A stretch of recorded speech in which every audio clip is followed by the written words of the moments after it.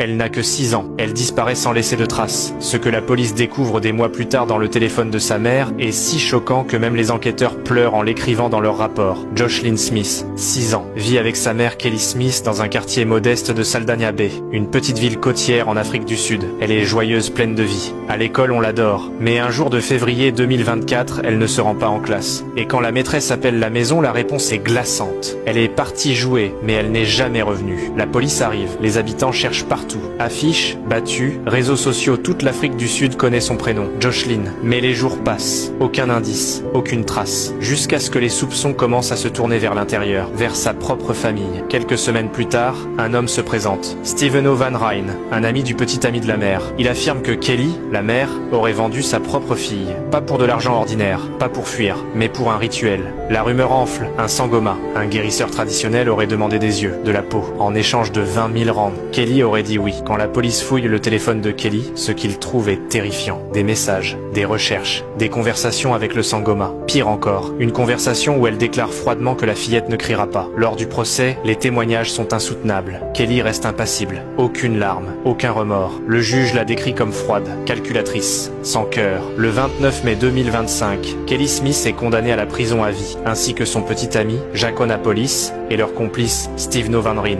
Mais malgré les condamnations, le corps de Jocelyn n'a jamais été retrouvé. On ne sait pas où elle est. On ne sait même pas si elle est encore en vie.